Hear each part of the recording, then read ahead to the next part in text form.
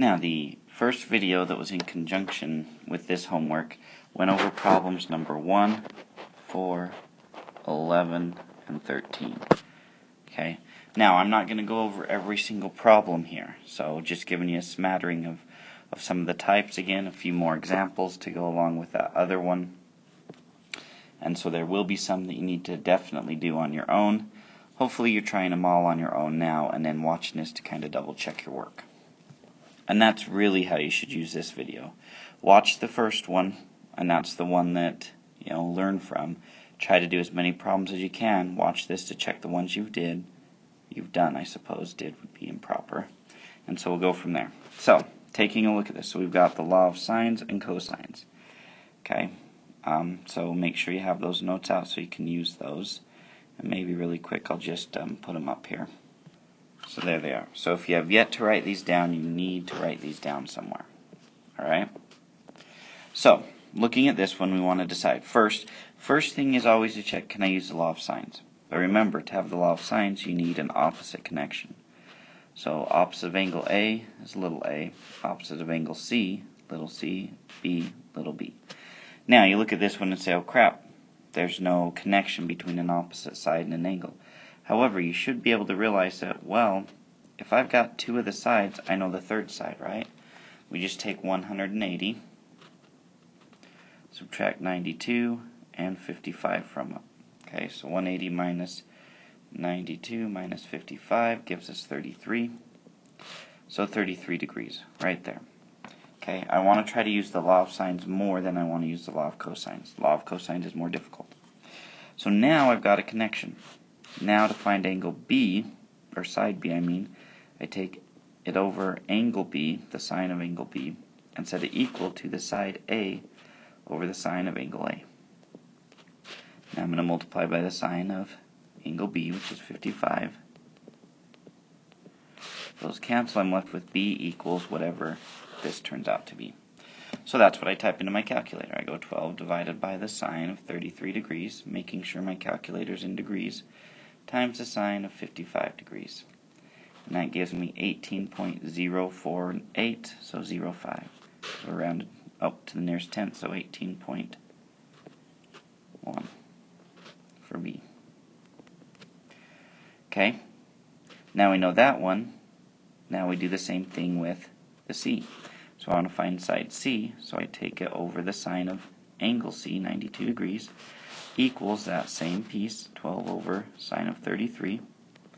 So we're going to times by the sine of 92 to both sides. Those cancel. We're left with C equals whatever that is.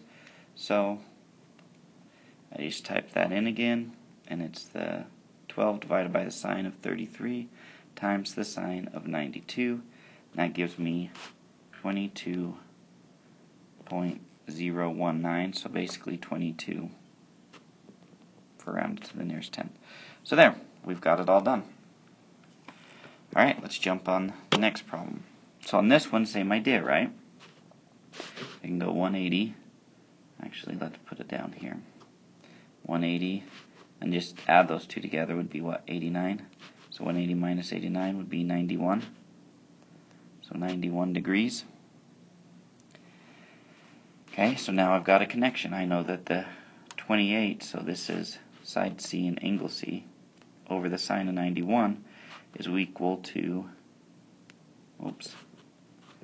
side A or side B, side A over the sine of 30 degrees. So we treat it the same way, times by the sine of 30 to both sides, because we're trying to get A by itself, and A is going to equal whatever that is. So I take that, and it's a 28 divided by the sine of 91 times the sine of 30. And that gives me 14, basically. Okay, it's got a really small decimal. So 14. It's like 0.0021, so we just round up to 14. Well, round down, I guess. Okay, now to find B, we go 28 over the sine of 91 again, equals B over the sine of 59 degrees, times by the sine of 59 degrees.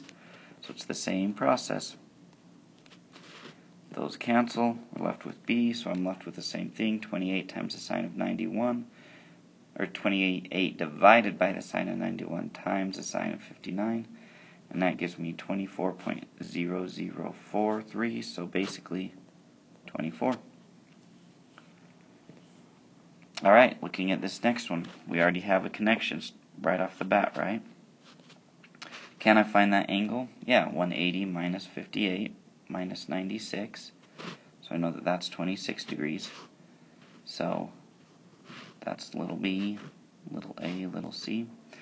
So we've got a connection, 34 over sine of 96 degrees equals whatever we're choosing. Let's do a first, over the sine of 26 degrees. In similar fashion, we're going to go 34 over the sine of 96 is equal to b, or c, we're doing c, right? C over the sine of 58 degrees. Okay, so on both of these, we multiply by whatever is under the variable. So in this top case, sine of 26 degrees, those cancel, a equals that. On the bottom, we times by the sine of 58 degrees. So hopefully you're seeing the pattern here and seeing what we're doing, and that'll give us c. So then it's just a matter of plugging in the numbers into your calculator. So 34 divided by the sine of 96 degrees times the sine of 26 degrees gives us 14.986. So we'll round that to 15. Okay, on the bottom one, we do the same thing. 34 divided by the sine of 96 times the sine of 58 gives us 28.992, so basically 29. And there we go. Alright, let's take a look at number 9. So really that one's coming down to the same exact thing.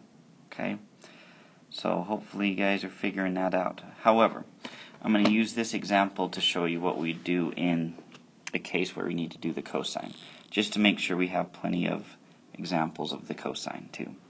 Okay, so cosine, I'm looking for that angle. Okay, and actually I don't think I can do the cosine, can I? Because we don't have enough sides. You have to have at least 2 sides, because if we look at them, we've got 3 sides on one angle. So if I only have one side on one angle, I can't find the other ones. So that's not going to work. Okay? So if we look at number 10 now, with this one, we could try to figure it out with an angle, but it's just so much easier to do the law of sines. So let's do that one. Okay? So we've got our connection here, and this time we probably want to look for an angle first. Okay, because that's little a, little b. So if we want to look for the angle, I put the angle on top. So the sine of 123 over 44 is equal to the sine of a over 23.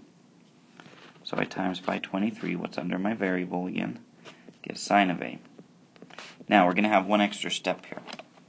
So I'm going to go 23 times the sine of 123 divided by 44, and that gives me a long decimal point, 43839599787. Now I want to use the calculator on this as much as possible. And we've got one more step. We've got to do the inverse sine of that whole guy, and that's going to get us angle A. Okay, so I keep that number in my calculator, and then I hit the inverse sine of that number, and that's going to give me an angle of 26.001 degrees. So basically 26 degrees there. Now if I know that's 26, I go 123 plus 26 to get 149. 180 minus 149 gives me 31 degrees. And then we can find C by using that. We just flip this one, because now we're going after the side, and it just makes it easier to put whatever you're going after as on the top. Times by the sine of 31 to both sides, so we get C equals the sine of 31 times 44 divided by the sine of 123 to get our answer. So we get 27.02. So basically C is 27. Okay. So there we go with that one. By the way, do number 9. I've done a ton of examples exactly like this one. I think you guys are capable of doing it on your own. Okay. Alright, now finally we got to one where we get to use the sine, right? And when I say sine, I meant cosine, obviously, because, yeah. So here we've got all the sides, so little b, little c, little a. So we're going to be going after our angle. So in order to do this one, we've got to decide which angle we want to go for. Let's go for angle A.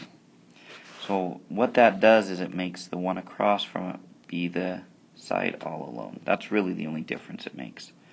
So then we've got 18 squared plus 16 squared minus 2 times 18 times 16 times the cosine of angle A. So now I can't just type it all in my calculator. If we were looking for side A and we had angle A, that would be easy peasy, but it's not. So I need to figure that out, figure this out, and this out, and then that's still cosine of A. And remember that the number that goes here, we can't subtract from the number that goes here. It doesn't work that way because it's like a coefficient. That cosine of A is like your x.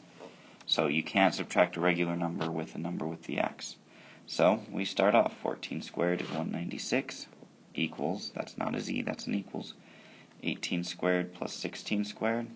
So it helps to have the calculator to do a lot of this number crunching for you. 2 times 18 times 16 equals 576.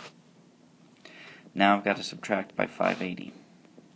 So that'll be left negative 576 times the cosine of A equals 196 minus 580, which is a negative 384.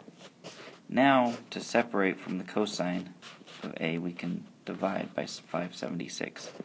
Those cancel, we're left with the cosine of A equals that fraction, 384 over 576, which if you type it in, yes, it is a simplified decimal. It actually simplifies to 2/3, but I don't need to. Because had a little glitch there. I think I said I don't need to simplify it because I can just type in the inverse sign of either one of these fractions and it's going to work. So why waste your time trying to simplify, right? So I type that in, and it doesn't matter which way I type it in.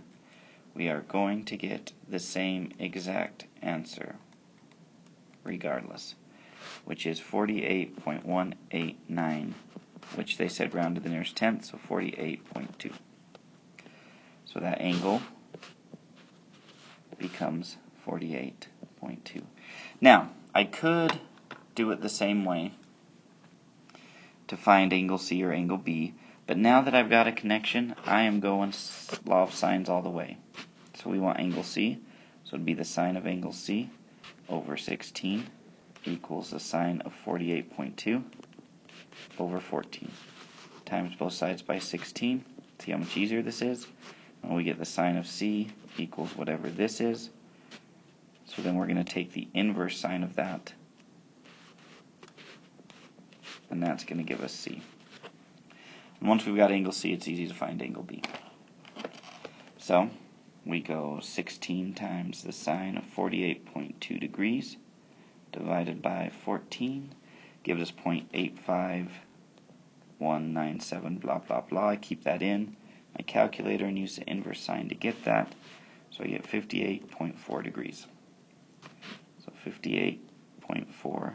So then I go 48.2 plus 58.4. Subtract that from 180, not from 108. So I'm letting the calculator do a lot of this work, and we get 73.4 degrees. And there we go. So let's take a look at a couple more. So yeah. Alright, so these ones are the same as going with both of them the law of sines. So we really only had that one good example of the law of cosines, which you have to have that specific setup, so it happens a lot. And really I think I'm only gonna, well, I'll have them bust them both out. Why not? So we've got the connection there. We want to find angle Z, and then we can find side Y. So I'm looking for an angle, so I go the sine of 118 over 7 equals the sine of Z over 5. So times both sides by 5, we get the sine of Z equals this. Now here's a shortcut.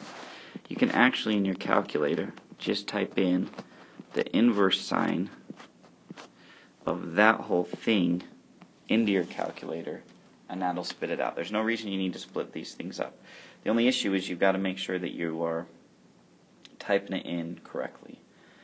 So it would be 5 times the sine of 118. So I took the inverse sine of this.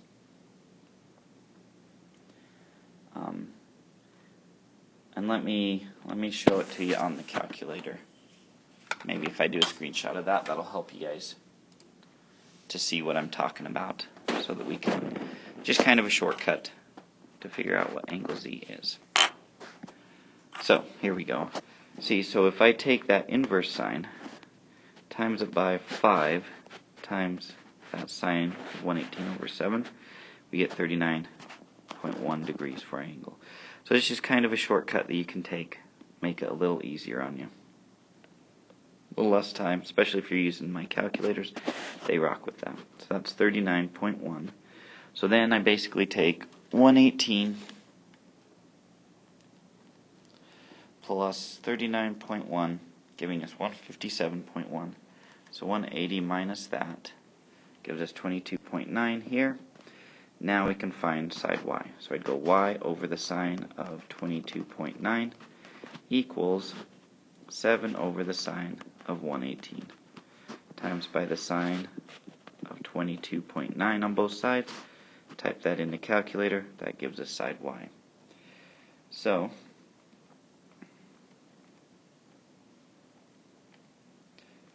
we type that into our calculation devices, and we get, so sine of 22.9 times 7 divided by the sine of 118, and we get 3.08, so 3.1 for our answer there.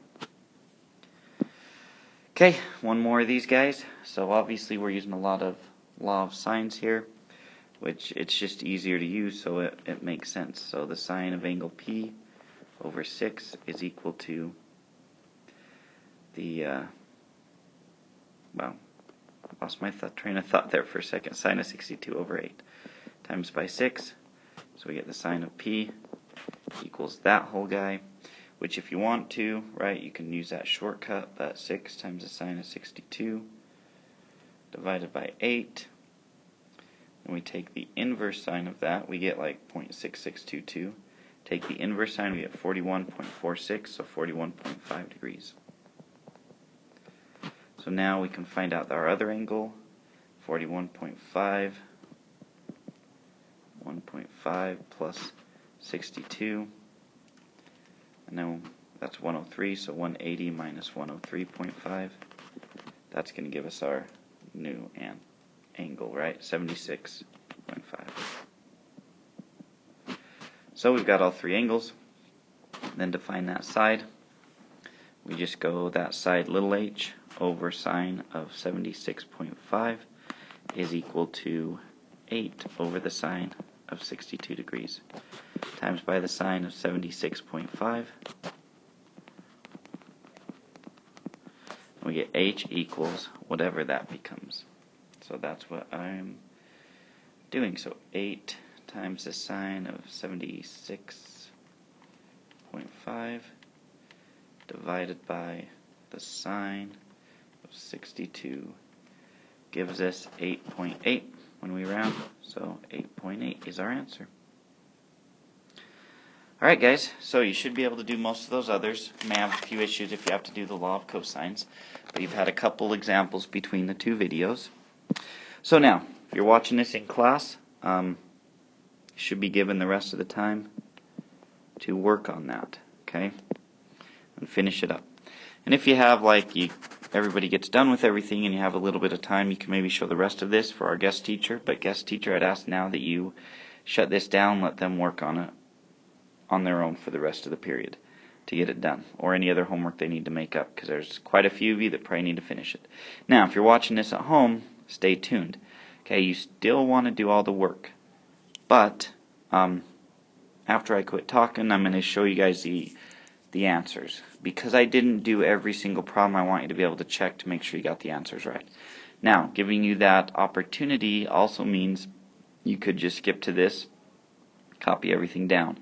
But really, when it comes to the law of sines and cosines, it's just that repetition, that practice, because it's a simple procedure, but you've got to practice it, or else you'll make mistakes. Okay, so please pause it, do everything, then double check your answers. So, here we go. Hopefully you listened. If not, it's your own fault, and you're going to probably fail the test. But here we go. Okay, so I'll leave it there for a couple seconds. If you need to, you can pause it. If you rounded slightly off, don't worry about it, okay? Because you could be at slight differences just because of rounding. So, head into the next one. And I hope that I got all the answers right, because I didn't really check these. That would be kind of funny if I did it one way and we got totally different answers. But obviously I would be correct. Next set.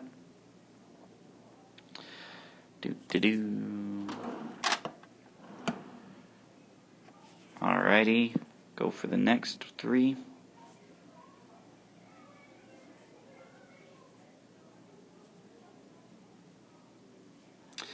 Now on these last five, we actually only needed to find the length of that other side. So suppose we probably did some extra work there, but that's alright. That's cool too. And the last problem, right there. So, there you guys go.